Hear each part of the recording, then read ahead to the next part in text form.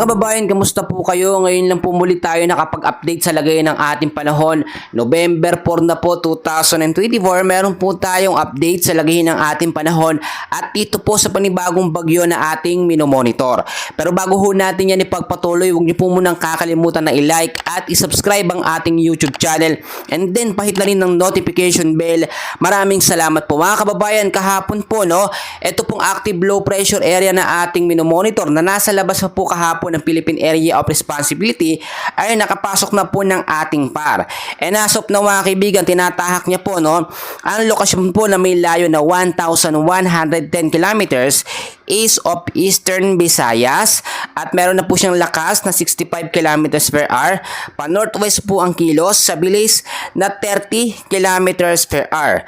Pagdating naman po ng alas 2 ng hapon mga kaibigan, tatahakin naman po niya ang lokasyon po na may layo na 945 kilometers east of South Eastern Luzon. Nasa loob na po ito ng Philippine Area of Responsibility. Isa na po siyang ganap na tropical storm na may lakas po ng hangin na 75 kilometers per hour. Pa west, northwest po ang kilos sa bilis na 35 kilometers per hour. After 36 hours po, simula nang pumasok siya sa ating Philippine Area of Responsibility, ay magiging isang severe tropical storm na po siya na may lakas po ng hangin na 95 kilometers per hour. Pa northwest po sa kilos sa bilis na 30 kilometers per hour. So mga kababayan, ipapakita ko po sa inyo yung track niya, intensity at lokasyon kung saan po yung kanyang dadaanan. So meron po kasi tayong dalawang senaryo mga kaibigan na posibleng mangyari. Ipapakita ko sa inyo ang unang senaryo mga kaibigan. Posible pong tahakin ito nga pong panibagong bagyo, So ngayon po nakapasok ito sa PAR, tatawagin na po natin itong bagyong Marce.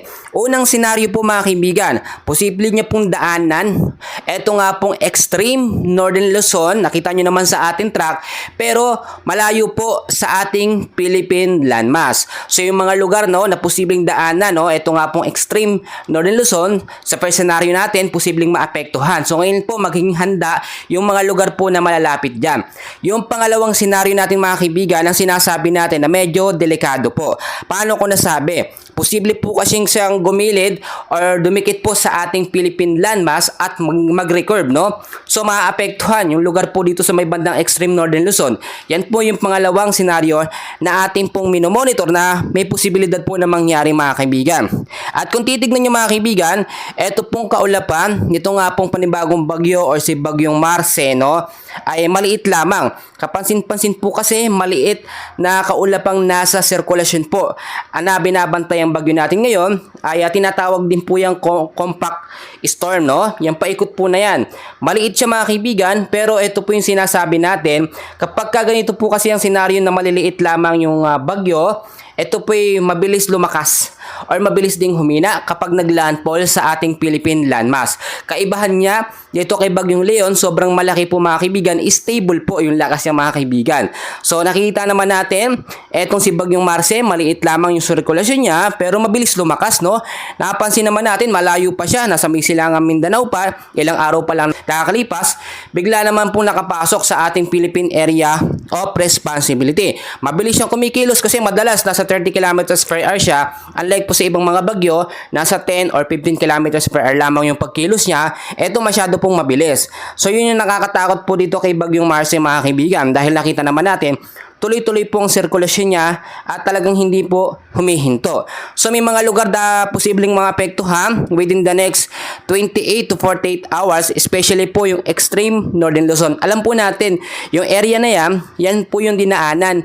Ito nga pong si Bagyong Leon at ngayon ay dinadaanan naman o posibleng daanan nito nga pong si Bagyong Marce. So bakit diyan dadaan ulit ito nga pong si Bagyong Marce mga kaibigan? Diyan na po dumaan etong si Bagyong Leon. Alam naman natin mga kaibigan na minsan yung direksyon ng hangin diyan po dumadaan. Ito nga pong mga bagyo. So mas maganda nga po na nagiging ma-aware tayo, mas maingat, Kasi ibang mga kababayan natin hindi po nagiging aware sa direksyon po ng bagyo. So ngayon pa lamang po binabalaan ko na kayo mga kaibigan na maging handa tayo sa mga posibilidad na mangyari.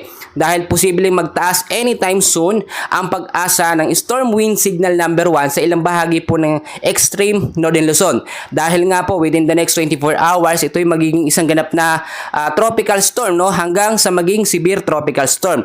Tanong na marami nating kababayan, ito ba ay magiging typhoon category or super typhoon category? As of now mga kaibigan, hindi po ito nakikitaan ng potensyal na magiging isang typhoon or strong typhoon hanggang sa super typhoon category. So yun po yung hindi natin dapat ipag-alala mga kaibigan.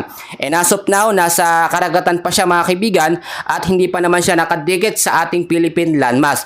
Yung landfall scenario mga kaibigan, hindi natin inaalis siya, no? Dahil nga doon sa pangalawang scenario natin, posible po siyang lumapit sa ating Philippine landmass at mag-recurve. Yung una, diretso lamang siya, same way po na dinaanan itong si Bagyong Leon.